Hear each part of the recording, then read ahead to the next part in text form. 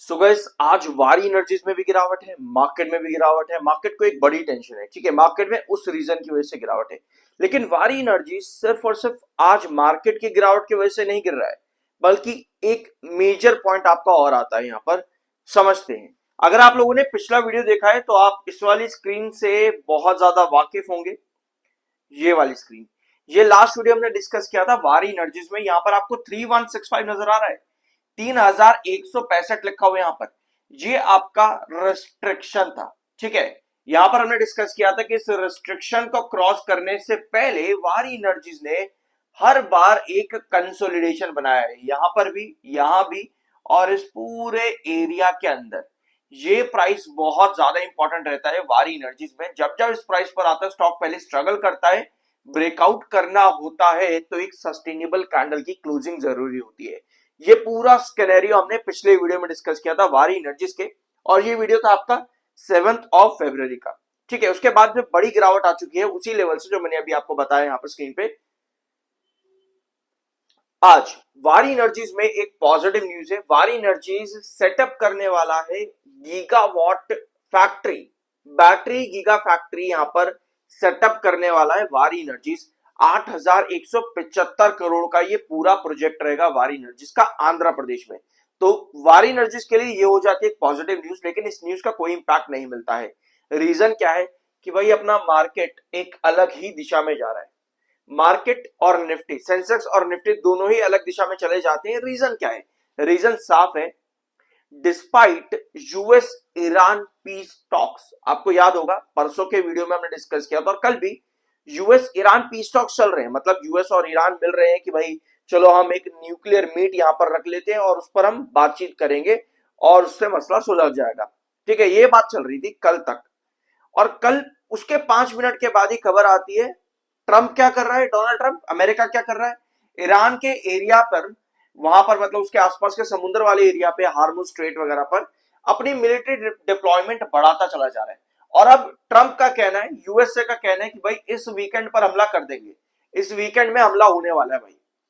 ये मार्केट के लिए एक बड़ा खतरा निकल करके आया। कल भी मैंने आप लोगों को समझाया था, बीएससी नहीं, अडानी पावर के वीडियो में। अडानी पावर के वीडियो में मैंने आपके सामने कल पूरा मैप रखा था, जहां पर हमने इस पूरे मार्केट को समझा था कि किस तरह से ग्लोबल कंडीशंस इंपैक्ट होती हैं। और ये स्टेटमेंट अब लगातार आपके बने हुए हैं। ये 2 घंटे पहले की खबर है कि वीकेंड के अंदर हमला कर देगा यूएसए ईरान के ऊपर। इससे पूरा मार्केट बुरी तरह से गिर सकता है, ये आपको पता होना चाहिए। तो कॉशियसनेस मार्केट में भी होनी चाहिए, और इसी वजह से आज सेल ऑफ काफी ज्यादा है मार्केट में।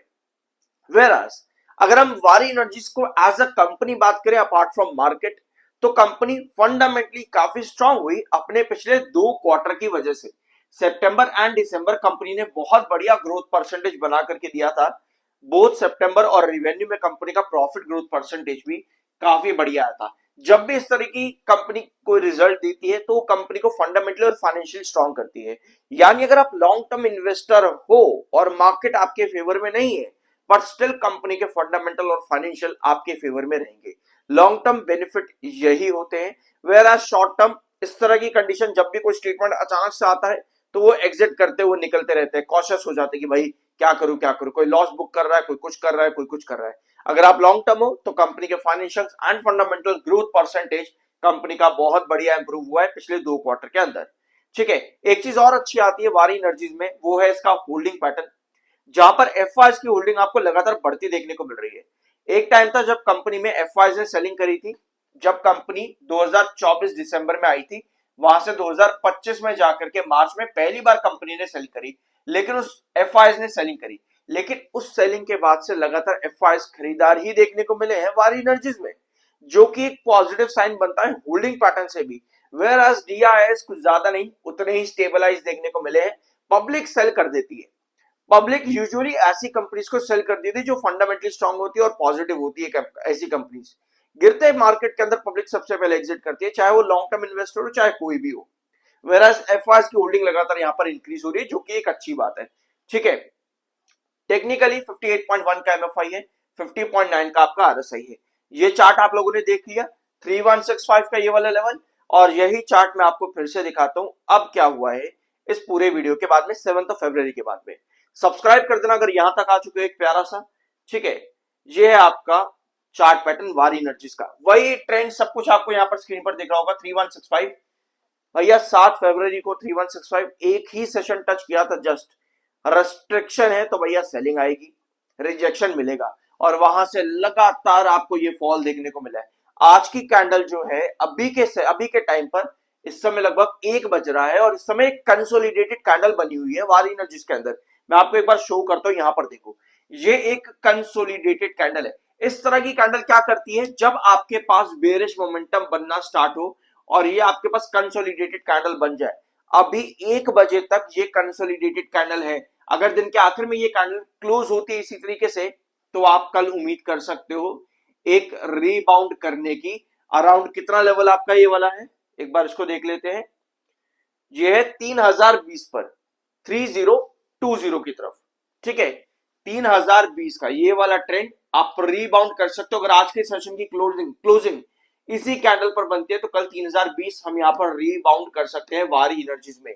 बट सेशन के आखिर में कैंडल अगर आपकी बॉडी कवर हो जाए पूरी की पूरी और नीचे की टेल गायब हो जाए तो ये एक बेरिश ट्रेंड क्रिएट होगा यहां पर वारी एनर्जीज में। तो उस सिचुएशन पर आप ड्रॉप कर जाते हो अराउंड 2900 के पास में। ये रहा आपका, सॉरी 29 नहीं, 2850 के पास में। ये आपका इंपॉर्टेंट बेस ट्रेंड है। तो आप यहां पर देख सकते हो जब जब 3165 पर जब आया है, हमेशा स्ट्रगल किया है वारी एनर्जीज ने, हमेशा स्ट्रगल किया है। उसके बाद जब जब स्टेबिलिटी बनी है तभी ब्रेकआउट के लिए गया है। वैसे नॉर्मली अगर आप यहां पर देखोगे सिर्फ और सिर्फ एक बार ही ब्रेकआउट के लिए यहां पर गया था, एक बार इधर और एक बार इधर, बस दो बार ब्रेकआउट के लिए गया है। वेयरएज अभी अगर आप रीसेंट ट्रेंड में देखोगे यहां से भी गिर गया था और अभी भी गिर गया। मतलब मेजॉरिटी ऑफ टाइम्स पर आपको गिरावट ही देखने को मिली है, मेजॉरिटी ऑफ टाइम 3165 से। तो एक बार फिर से वहीं पर फॉल है। तो ये दो सेशन, दो कैंडल मैंने आपको बता दी है। एक जो अभी कैंडल बन रही है लगभग 1 बजे के आसपास, जिसे हम कंसोलिडेटेड कैंडल भी कहते हैं, अगर यही कैंडल आपकी क्लोज होती है तो आप यहां पर कल के सेशन में एक अप ट्रेंड यानी कि रीबाउंड की एक्सपेक्टेशन करते हो। बट कैंडल की नीचे की टेल अगर पूरी की पूरी कवर अप हो जाए तो उस सिचुएशन में कल के सेशन में आपको गिरावट देखने को मिलने वाली है। आई होप कि वीडियो आपको अच्छा लगा होगा और कुछ सीखने को मिला हो तो एक प्यारा सा सब्सक्राइब जरूर करना। मिलता अगले वीडियो में। सो गाइस, आज वारी एनर्जीज में भी गिरावट है, मार्केट में भी गिरावट है। मार्केट को एक बड़ी टेंशन है, ठीक है, मार्केट में उस रीजन की वजह से गिरावट है। लेकिन वारी एनर्जीज सिर्फ और सिर्फ आज मार्केट की गिरावट की वजह से नहीं गिर रहा है, बल्कि एक मेजर पॉइंट आपका और आता है यहां पर, समझते हैं। अगर आप लोगों ने पिछला वीडियो देखा है तो आप इस वाली स्क्रीन से बहुत ज्यादा वाकिफ होंगे।